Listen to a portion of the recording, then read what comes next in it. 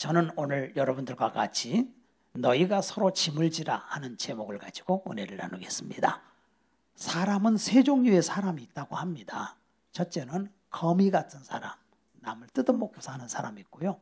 두 번째는 개미 같은 사람, 이런 사람은 열심히 일을 하는데 남을 다른 사람에게 힘세지지도 않고 또 남 도와주지도 않고 열심히 그냥 사는 사람이고, 세 번째 사람은 꿀벌과 같은 사람입니다. 자기도 유익되고 남도 유익되게 하는 사람이에요. 오늘 여러분들이 이 말씀을 듣게 되면 정말 꿀벌과 같은 사람이 되어서 나도 살고 남도 살리는 그런 사람이 될 것입니다. 인류 역사를 보게 되면은 무거운 짐을 지고 사람들이 살았습니다. 저는 원시 시대와 최첨단 시대를 사는 사람입니다. 저희 어릴 때 시골에 보면 전기가 들어오지 않는 시대이기 때문에 집집마다 다 시골에는 지게가 있고, 그리고 보통 조선시대에는 남자 한 사람이 45kg의 짐을 지고 다녔다고 해요. 여인들도 머리에다가 무거운 짐을 지고 갑니다. 다 사람이 운반하거나 짐승이 운반을 했습니다. 그런데 오늘 이 시대에는 엄청난 트럭이나 이런 첨단 과학 시대이기 때문에 다 이렇게 알아서 해주기 때문에 요즘 사람들은 육체적인 무거운 짐을 지고 다닐 일은 별로 없고, 등산 다니시는 분들 좀 짐을 지고 다녀도 건강을 위해서 이렇게 다니는 거죠. 그런데 이런 육체적인 짐은 별로 질 일이 없지만은 불확실한 미래 때문에 육체가 져야 할 짐보다도 정신적인 짐을 지고 살고 있습니다. 개인의 짐, 가족의 짐, 문제의 짐, 공동체의 짐, 이런 짐들이 많이 있습니다. 그런데 사람이 힘이 있으면 이 짐을 능히 감당할 수가 있는데 정신적으로 연약하다 보니까 이 짐을 지지를 못해서 좌절하고 낙심하고 또 극단적인 선택을 하는 사람들이 많이 있어요. 요즘에는 일본의 10대에서 30대의 젊은이들이 극단적인 선택을 하는 사람이 많습니다. 10년 전에는 대한민국보다 월급이 배였는데 지금은 너무 쭈그러들어서 살기가 어렵다는 것입니다. 그럼 우리가 살고 있는 대한민국은 어떠느냐? 그렇지 않습니까? 우리 대한민국도 대한민국대로 어려워서 세계 자살률 1위라는 거예요. 이런 식으로 어려운 세상을 살아가고 있는 것입니다. 여러분, 사람이 정신적인 짐보다도 더 큰 짐이 있는데 그것은 죄의 짐입니다.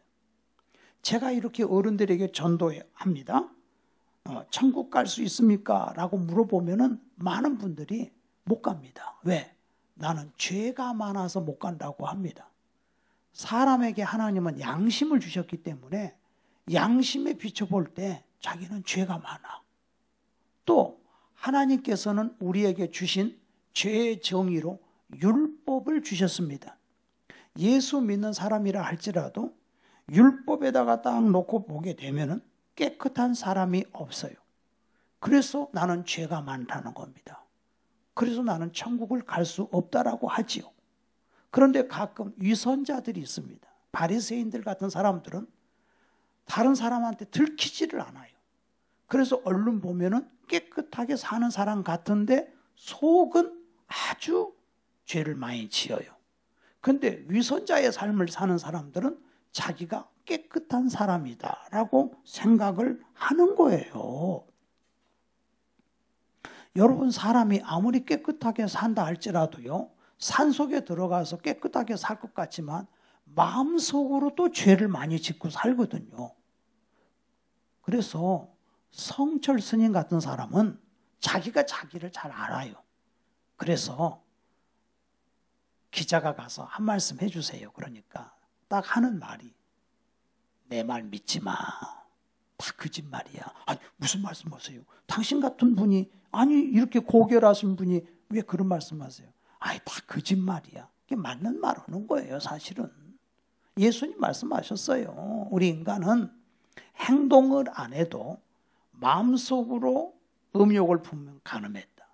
마음속으로 미워하면 살인했다. 이렇게 해버리는 거예요.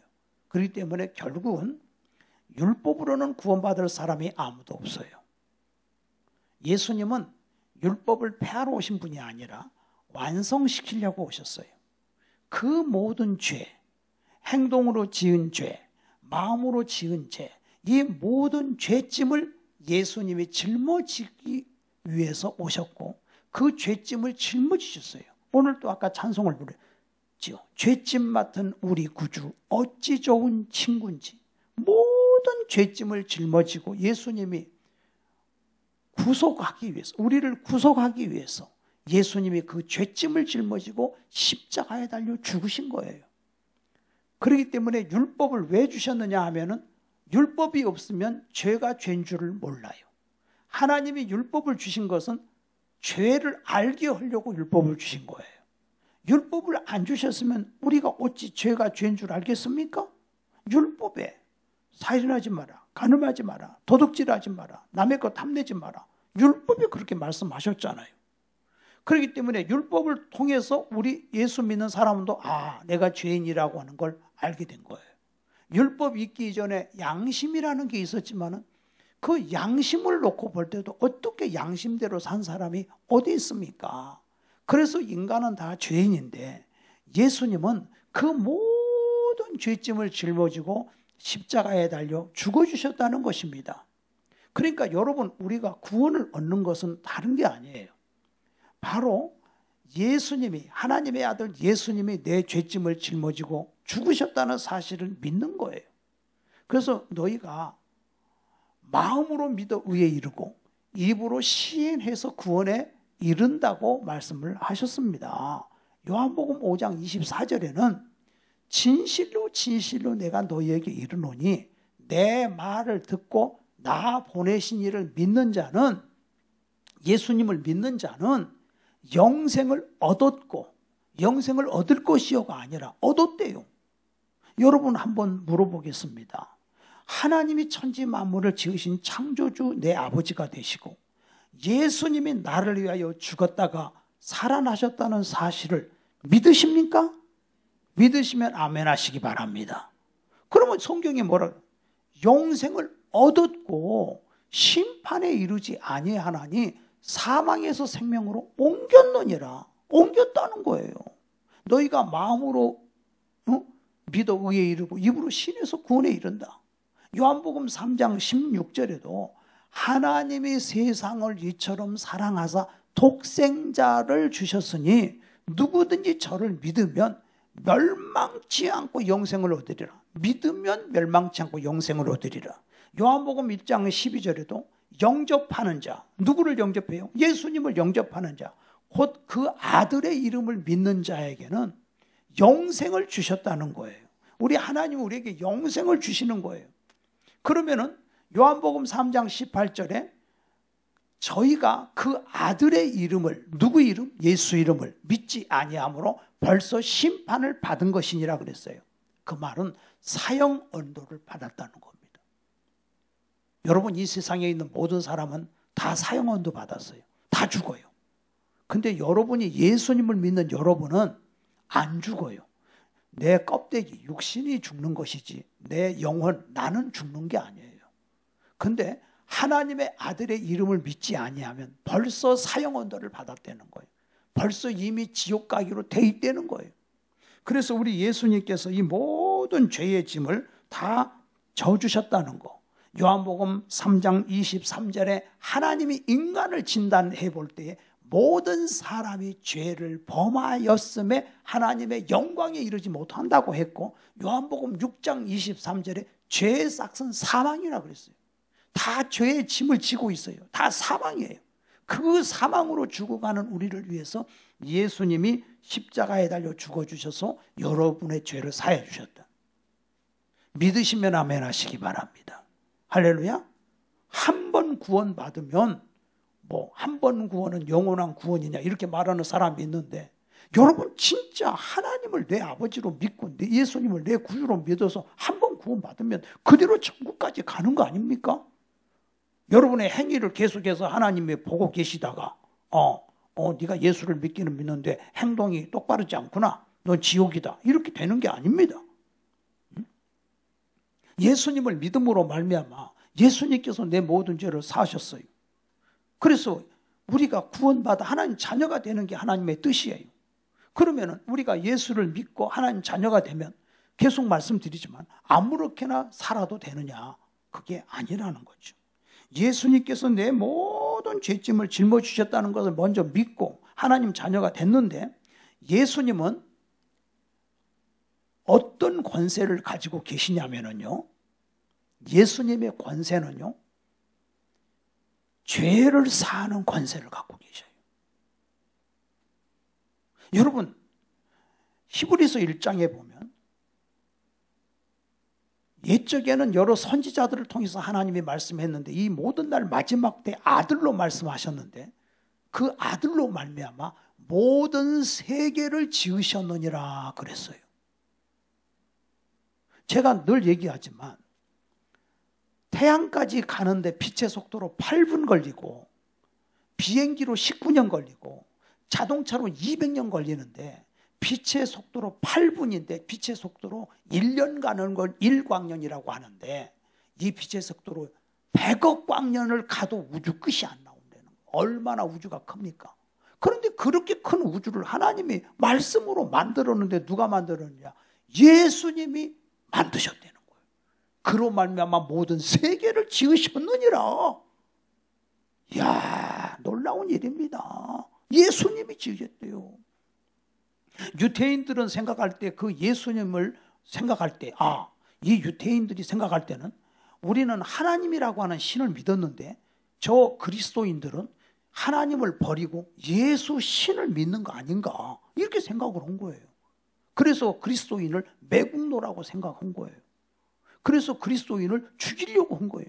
스데반을 돌로 쳐 죽입니다. 근데 스데반은 뭐라고 하느냐? 스데반의 설교는 사도행전 7장에 보면 아브라함부터서 쫙 설교를 하는 거예요. 아브라함 때부터 예수님이 오신다고 말씀했고, 모세를 통해서도 너와 같은 선지자가 올 것이다. 너희는 그의 말을 들을지어다. 모든 구약 성경은 예수님이 오실 것에 대해서 예수님에 대한 책이라는 거예요. 이 구약 성경은. 그분은 하나님의 아들이고 하나님이라는 거예요. 여러분, 기독교를 한마디로 정의하면은 예수를 하나님으로 믿는 게 기독교 아닙니까? 근데 그 예수님이 하나님의 아들로 오셨는데 예수님은 아버지가 주신 그 말씀을 그대로 행하는 거예요. 그리고 예수님의 하나님의 아들인 증거로 모든 기사와 이적과 표적을 다 행해서 사람이 할 수 없는 기사, 죽은 자를 살리고 병든 자를 고치고 귀신을 쫓아내고, 그리고 예수님은 죽었다가 3일 만에 부활하셨다는 거예요. 그 말씀을 스데반이가 전하고 있는 거예요. 그런데 그 스데반의 말을 듣지 않고 그들이 스데반을 돌로 쳐 죽일 때 스데반은 돌에 맞아 죽어가면서도 아버지여 저들의 죄를 용서하여 주십시오. 왜? 아직도 희망을 잃지 않는 거예요. 그런 사람이라 할지라도 언젠가는 돌아올 거라고 하는 그 믿음을 갖고 스데반이 죽은 거예요. 여러분, 예수님께서는 히브리서 1장 3절에 모든 만물을 예수님의 말씀으로 지었고 예수님이 말씀으로 지금 붙들고 있는 거예요.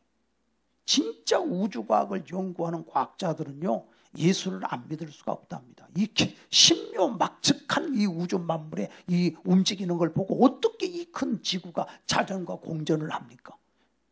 부딪히지도 않고.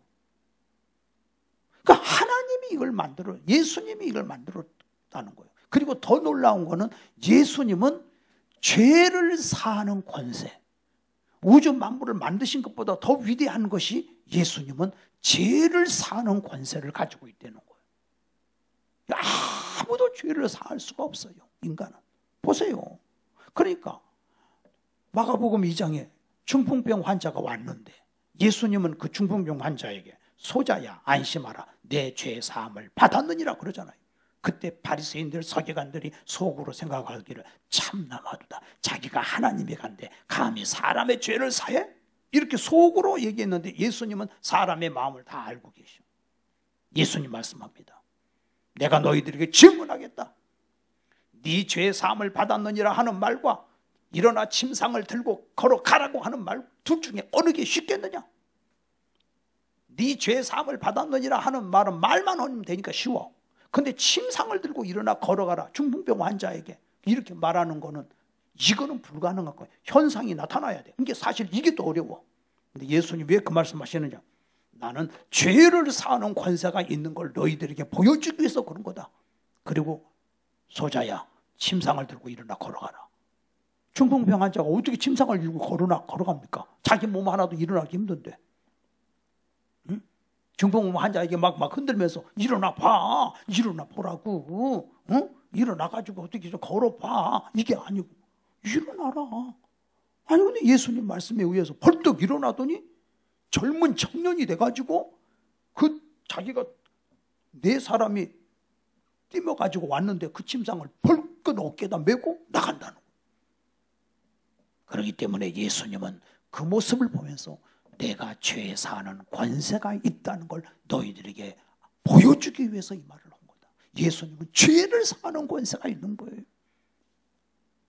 여러분, 예수님이 여러분에게 주신 축복 중에 축복은 여러분의 죄를 사했다는 사실입니다. 할렐루야. 내 죄를 사했다는 거예요. 응? 그리고 예수님은 십자가에 달려 죽어서 여러분의 죄를 속량하시고 예수님이 부활하셨다. 근데 왜 사람들이, 여러분 솔직히 예수 믿는 사람이나 안 믿는 사람이나 볼 때 아유 뭐 교회가 저러면 돼, 교인들이 저렇게 하면 돼 하고 3절에 있는 거 말씀처럼 사람들 비난하죠. 똑같아요. 안 믿는 사람이나 믿는 사람이나 별반 없어요. 왜? 육체를 가지고 있기 때문에. 그런데 뭐가 다르냐? 단 한 가지.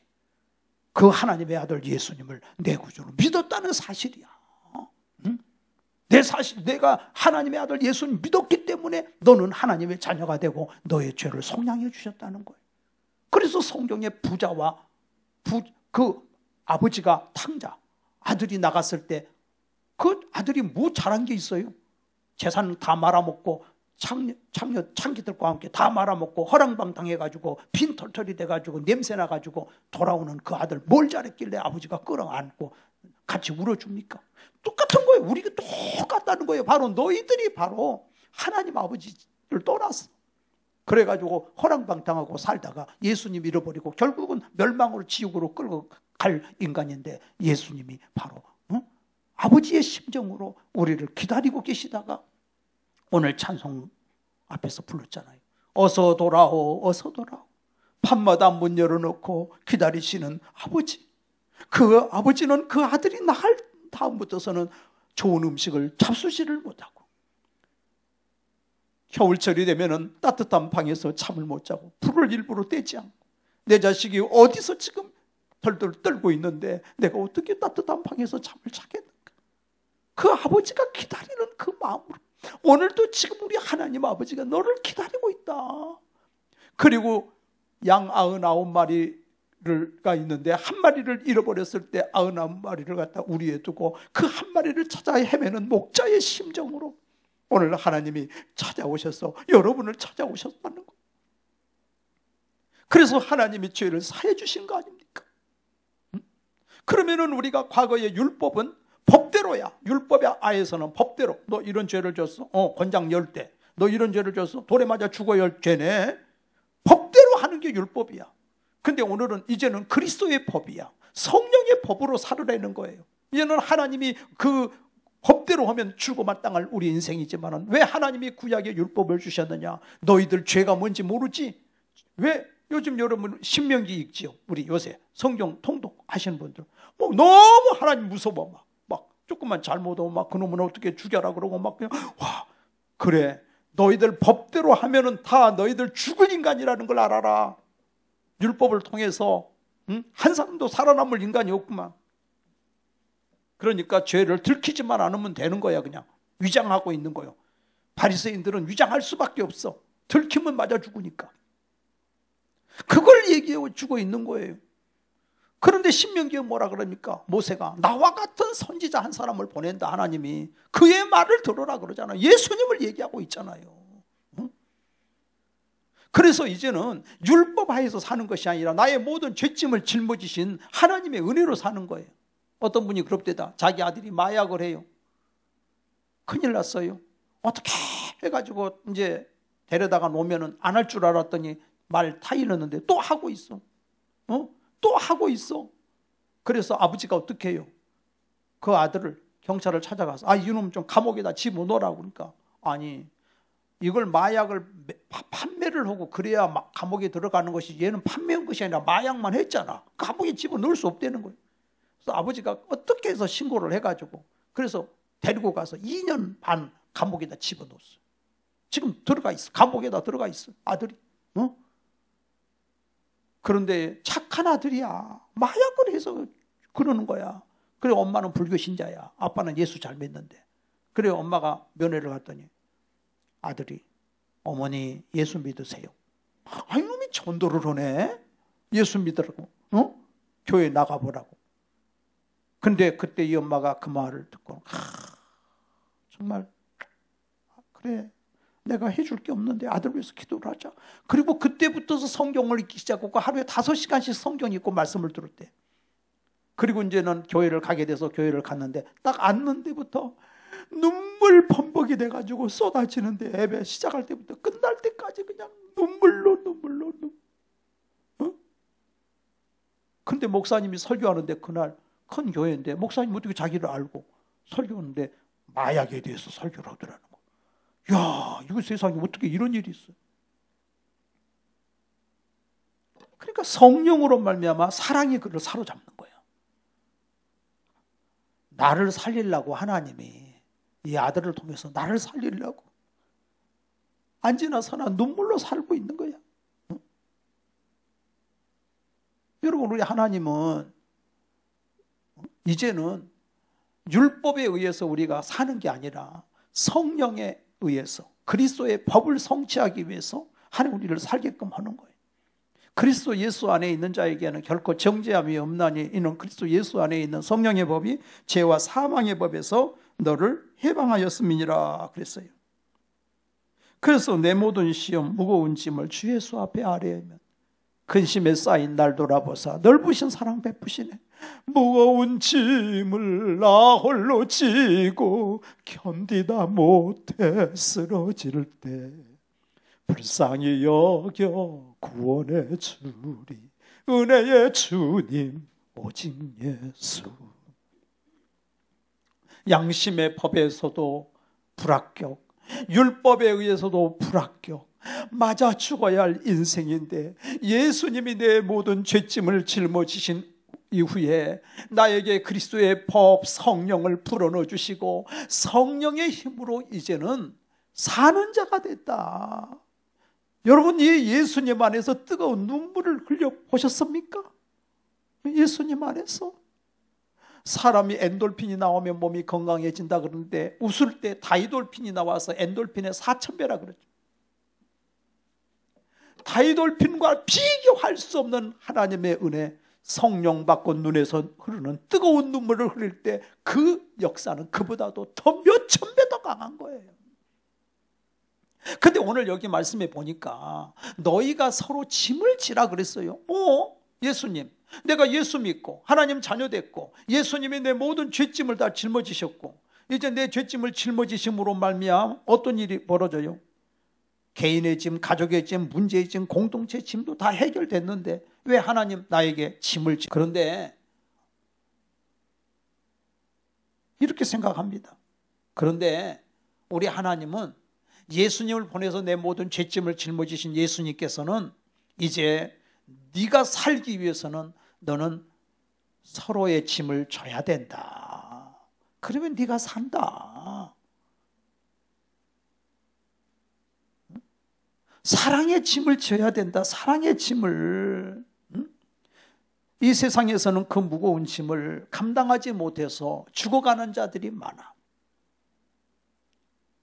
그 사람의 용량은 1톤인데 3톤의 짐을 지어주면 그걸 못 이겨서 가다가 빵꾸 나버려. 그런데 그 사람의 짐이 3톤인데 자동차가 10톤이면 쌩쌩 달리는 거 아니겠습니까? 근데 하나님이 우리에게 주시는 그 짐은 뭐냐면요, 무한대로 그 짐을 질 수 있는 능력을 하나님이 여러분에게 공급해 주신다는 겁니다. 계속해서 공급해 주신다는 겁니다. 그 능력을 받아라. 많은 사람들이 그 무거운 짐을 감당하지를 못해요. 근데 하나님이 사랑하는 자는 예수를 잘 믿는데도 왜 하나님 나에게 고난을 주십니까? 왜 고난을 주시는지 이해는 모르지만, 이해할 수 없지만, 하나님께서는, 지도자는 남이 가보지 않은 길을 먼저 가봐야 되는 거 아니냐? 그러니까 내가 너에게 크게 쓰기 위해서 너에게 고난을 주는 거다. 내 인생 살아온 모든 것들은 하나님의 계획 안에 있는 거다. 그렇게 울고 그렇게 부르짖고 그렇게 살려달라고 했는데 왜 하나님 나를 내버려뒀습니까? 그러나 우리 하나님은 내가 너를 쓰기 위해서 내가 너에게 이 고난을 허락했노라. 토가니는 은을, 풀무는 금을 연단하거니와 여호와는 심령을 연단하시느니라. 하나님이 너를 지금 만들어가고 계신다. 하나님 배고파요. 왜 나를 이렇게 두십니까? 외로워요. 하나님 너는 이길 수 없어요 도저히. 그러나 욥에게 한 말이 있죠. 욥기 23장 10절에 나의 가는 길을 오직 그가 아시나니 그가 나를 단련하신 후에는 내가 정금같이 나오리라 그랬죠 욥이. 근데 그 욥기 23장 10절 2절에 보니까 뭐라고 나오냐면 내가 앞으로 가도 주가 계시지 않고 뒤로 가도 주가 계시지 아니하시도다 그랬어요. 하나님은 앞에 가도 안 계시고 뒤에 가도 안 계시는 것처럼 느껴져. 근데 하나님이 계셔. 하나님이 다 알고 계셔. 왜 내 인생을 하나님이 이렇게 놔두십니까? 내가 너를 그릇 만들려고 내가 너에게 고난을 허락했노라. 예수 믿고 은혜를 받고 나니까 이 모든 것들이 다 하나님의 계획하에 있었구나. 모든 것이 합력하여 선을 이루는구나. 요셉도 17살에 종으로 팔려가서 너무너무 종살이가 힘들어서 얼마나 많이 울었겠습니까? 그런데 하나님께서 들어주지를 않는 거야. 감옥에 들어갔는데도 억울하게 배신당하고 왜 이럴까? 근데 나중에 요셉이 얘기하지요. 형님들이 나를 애굽에 판 것이 아니라 하나님이 그렇게 하셨습니다. 우리 가족을 살리려고 만민의 생명을 구원하려고 하나님이 하신 일입니다. 예수님을 믿고 나면은 모든 게 해석이 되는 거야. 아하, 하나님이 나를 쓰시려고 이렇게 하나님이 고난을 주셨구나. 배고픈 사람의 심정을 알게 하기 위해서 나를, 외로운 사람들의 심령을 알기 위해서 하나님이 나를 그렇게 하셨구나를 알게 되더라 그 말입니다. 요한복음 21장에도 예수님을 사랑하는 베드로에게 네가 나를 사랑하느냐? 네, 사랑해요. 그러면 교회에 나와서 주님 사랑해요. 그리고 사랑하고 노래 부르고 그냥 돌아가. 그게 아니고 네가 나를 사랑하느냐? 내 양을 먹여라. 내 양을 쳐라. 네가 나를 사랑하느냐? 형제의 침을 져라. 가족의 침을 져라.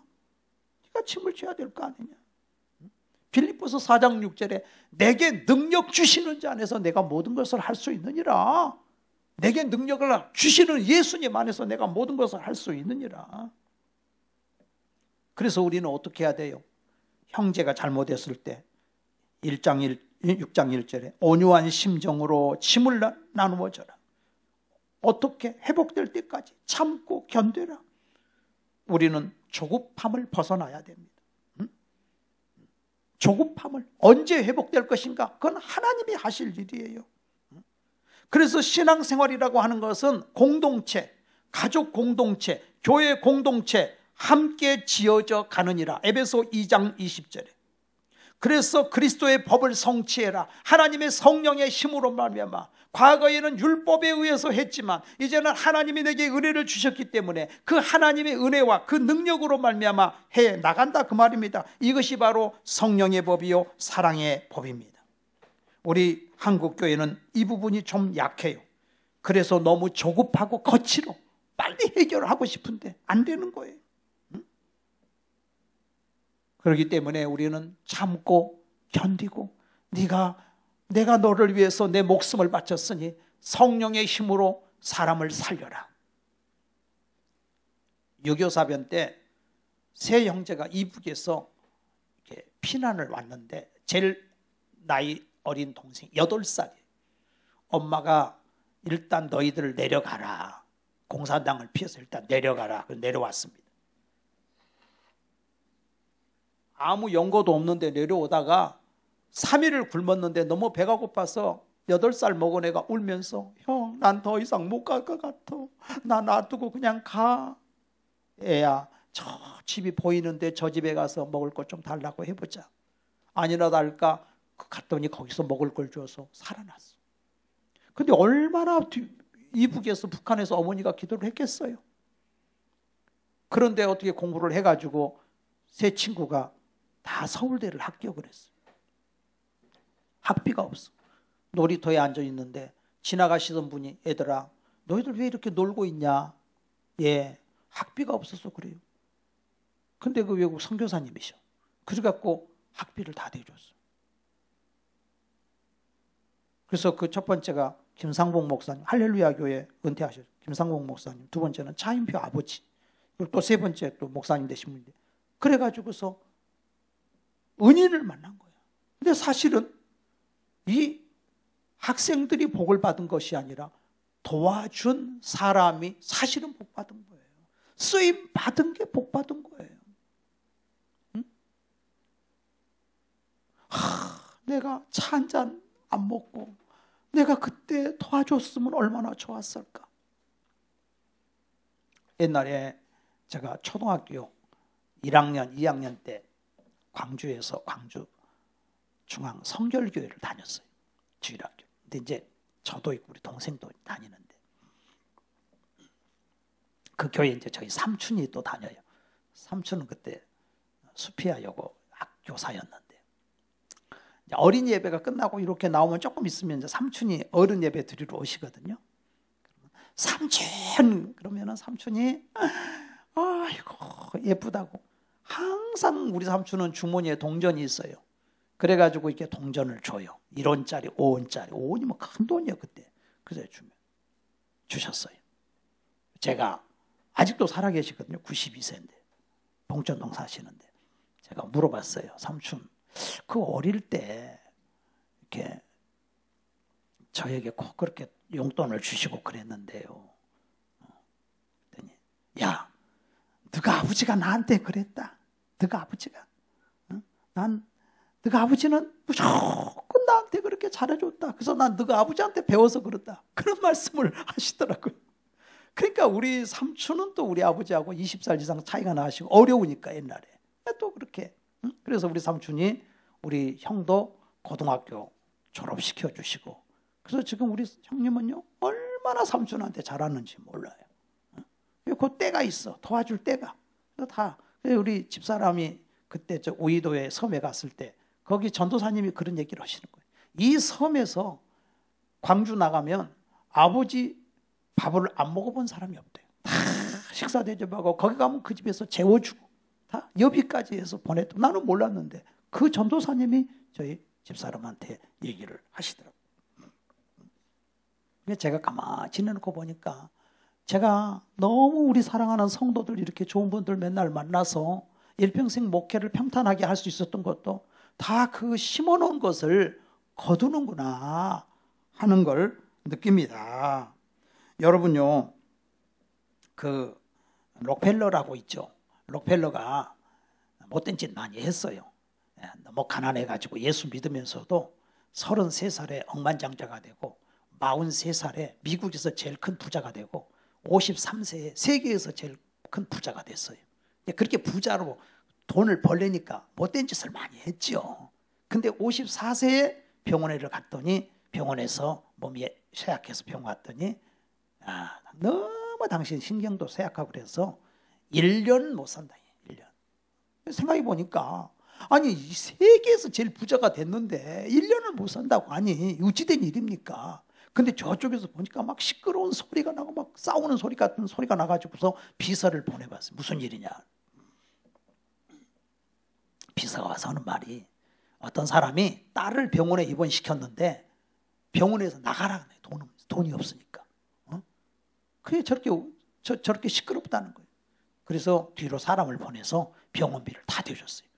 결국 그 딸이 건강해서 퇴원을 했습니다. 내 이 록펠러가 얼마나 짠지 지방에 어느 호텔에 갔는데 1등실, 2등실, 3등실 있잖아요.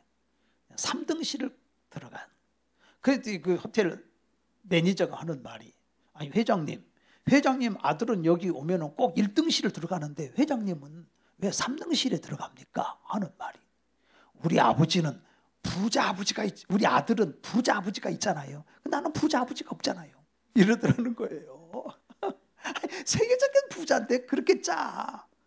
그런데 그때 그 환자를 도와줘 보니까 막 기쁨이 오는 거야.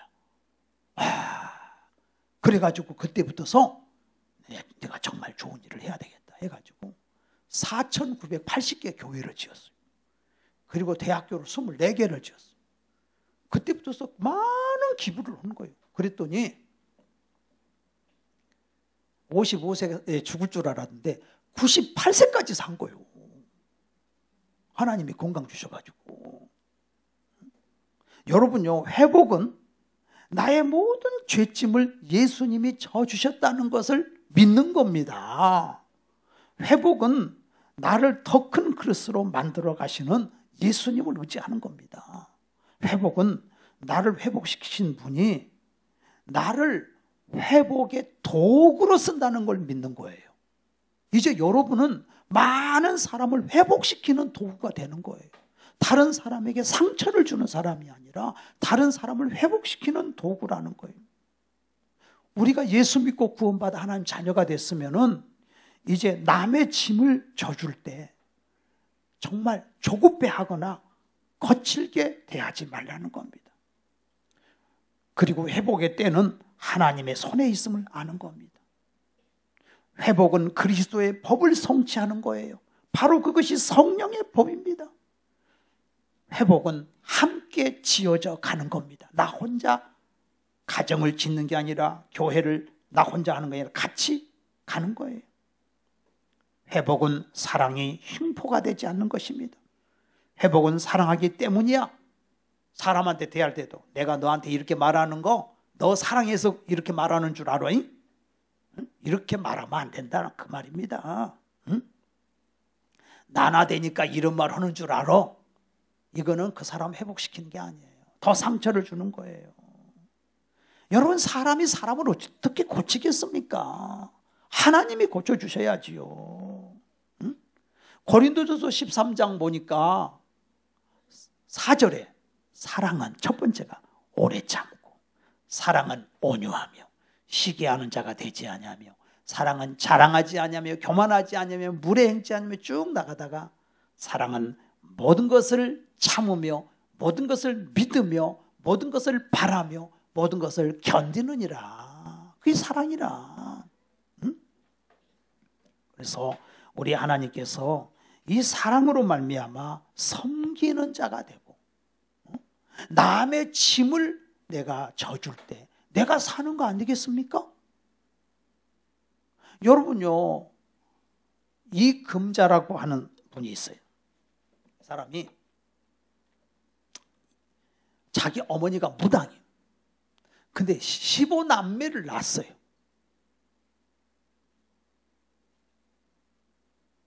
근데 옛날에 15남매를 낳았는데 얘가 7살 때 교회를 갔는데 세상에 어린 애들이 오늘 찬양했지만은 애들 무시하면 안 됩니다. 7살 먹은 애가 은혜를 받았어요. 그래가지고 기도를 하는 거야. 그러니까 자기 엄마 무당이 굿이 안 돼. 지방에서 유명한 무당인데 굿이 안 돼. 그래가지고서 얘를 막 잔인하게 잡는 거야. 너 교회 가지 마라. 그래도 말을 안 해. 간다 안 간다 말을 안 하고 얘가 있는 거야. 그래가지고 오빠를 시켜가지고, 야, 우리가 15명이나 되는데 저놈 하나 죄 금자 하나 죽어도 괜찮아. 그래가지고 막 큰 오빠가 삽으로 때려가지고 갈비뼈가 나가고 팔이 부러지고 그래도 병원에 갔는데 그래도 또 살아나오면 또 교회를 다니는 거야. 무당을 잔인합니다. 세상에 어디서 독약을 구해와가지고 안 먹겠다는 애를 입을 벌리고 독약을 먹여버렸어. 열알을. 그것도 먹으면 어른도 직사해. 근데 참 세상에 무슨 독을 마실지라도 해를 받지 않는다 그랬는데 그 큰언니가 옛날에 그랬잖아요. 네. 누나나 언니들이 동생을 길렀잖아요. 형제가 많으니까. 근데 큰언니가 얘를 자식처럼 기른 거야. 독약을 먹어서 이제 쓰러져 있는 애를 절대로 장사 지내지 마라. 자기 자식하고 똑같으니까. 그래서 그대로 눕혀놔서 3일을 눕혀놨는데 3일 만에 깨나버렸네. 아이고 세상에 깨나버렸어. 깨나가지고 또 교회를 다녀. 그러니까 하나님 앞에 뭔가 드려야 되겠는데 드릴 건 없으니까 얘가 쌀 쌀을 이렇게 좀 가져다가 봉다리에다 넣어가지고 이것은 이제 하나님 앞에 갖다 바치는 거예요. 그랬더니 야, 아니 시간이 오늘 좀 많이 지났네. 어린이 찬양을 해가지고 좀 그렇구나. 배고프실 텐데.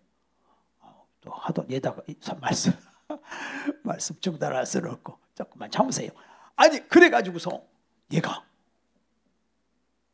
갇히는데 산신제를 드려야 되는데 이게 자꾸 촛불이 꺼져갖고 다른 무당한테 물어보니까 큰 신이 쌀을 먼저 먹어버렸다는 거야. 그래가지고서는 이 금자를 제일시 화장실에다가 집어넣어버린 거예요. 똥통에다. 그래서 똥통에 옛날에 여름철에 보면 막 구데기가 올라오잖아요. 1시간이면 죽어. 눈으로 들어가고 귀로 들어가고 코로 들어가고 이 구데기가 구멍이랑 구멍은 다 들어가는 거예요. 그래 그 아버지가 안 되겠다 해가지고 얘를 꺼내가지고 안 되겠다. 초등학교 6학년인데 너 이러다 죽는다. 서울에 이모 집으로 보냈어. 거기 가가지고 낮에는 공장에서 일하고 밤에는 야간으로 중학교 고등학교를 나와가지고 신학교를 가가지고 목사 사모가 된 거야. 결국은 이 딸 때문에 온 집안이 다 어머니까지 결국은 예수 믿더라고요. 예수 믿고 그리고 예수 믿으니까 새벽 3시부터 일어나가지고 기도를 하는데 회개하고. 그러니까 그 시간이 그렇게 구원받는 게 시간이 걸릴 수도 있어요. 응? 여러분 우리가 이제 짐을 져야 될 줄로 믿습니다. 예, 짐을 너무 어렵게 생각하지 마세요. 응? 짐을 여러분요 어머니가요 자식을 위해서 음식을 준비하는데요 자식 살리기 전에 내가 살아. 우리 누나가 나보다 8살이 위신데 아기를 시집가서 아기를 낳는데 그 아기 이름을 부르는 게 아니라 내 이름을 불러. 왜? 나를 그렇게 길렀으니까. 그러니까 근데 그게 누나가 복을 받더라고. 복을 받더라고. 어? 어머니가 복을 받아. 여자분들이 남자보다 왜 오래 사는 줄 아세요? 그 섬기는 게 여성이 더 강하거든요. 그래서 하나님께서 여러분에게 목자의 사명을 주시고 또 목양할 수 있게 해주시고 양떼를 사랑하게 해주시고 그 짐을 지게 하는 거, 가족의 짐을 지게 하는 거, 여러분을 복 주시려고 하는 걸 믿으시기를 바랍니다. 사랑으로 짐을 지시기를 바랍니다. 절대로 왜 네 짐이 무겁냐고 생각하지 마시고 그 짐을 지고 나가면 하나님께서 여러분에게 심는 대로 거두게 해주십니다. 이 땅에서도 형통하게 해주십니다. 본인이 복을 받고 본인의 후손이 복을 받게 될 줄로 믿습니다. 내 자신과 내 후손들이 대접받는 인생이 되는 거예요. 여러분이 오늘 또 이렇게 애쓰고 수고한 거 분명히 나와 후손이 그 대접을 받아요. 그 복을 받아요. 형통한 복을 받아요. 절대 공짜가 없습니다. 보세요. 하나님이 여러분에게 복을 주시기 위해서 여러분이 하나님께서 여러분에게 그 짐을 지라고 한 거예요. 여기 마지막으로 여기 짐을 지라고 2절에 말씀했고 5절에는 각각 자기의 짐을 질 것이니라 그랬어요. 내 짐, 내가 가지고 있는 짐까지 다른 사람한테 넘겨버리지 마시고 자기 짐은 자기가 지고 남의 짐도 내가 져주자. 그러면 네가 잘 된다. 네가 복 받는다. 이것이 율법이 아니라 그리스도의 법이요, 이것이 성령의 법이다. 내 힘으로는 안 된다. 그러나 성령이 임해서 하나님이 주시는 기쁨으로 하나님이 부어주시기 때문에, 하나님의 무한대의 용량을 주셨기 때문에 이 사명을 감당하면 여러분은 더 잘 될 줄로 믿습니다. 기도하시겠습니다. 멀고 이 세상 그 소망 없는 나를 방황하고 헤매이며 정처없이 살아왔네. 의지할 것 없는 이 몸 위로받고 살고 가서 세상 유혹 따라가다 모든 것을 다 잃었네. 무거운 짐 등에 지고 쉴 것 없어 애처로운 몸 쓰러지고 넘어져도 위로할 자 내겐 없었네. 세상에서 버림받고 귀한 세월 감당하다 아버지를 만났을 때 죄인임을 깨달았네. 눈물로써 회개하고 아버지의 품에 안기어 죄악으로 더럽힌 몸 십자가에 못 박았네. 구원함을 얻은 기쁨 세상에서 제일이라. 영광의 길 허락하신 내 주 예수 찬양하네. 제가 여러분 위해서 기도하겠습니다. 머리에 손을 올려주세요. 하나님 아버지, 사랑하는 성도들 머리에 안수하여 주시옵소서. 영육을 강건하게 하시고 예수님의 내 짐을 져주시고 성령을 부어주셨사오니 일평생 이웃의 형제의 짐을 지고도 능히 남는 복된 성도들이 되게 하여 주옵소서. 예수님의 이름으로 기도하옵나이다. 아멘.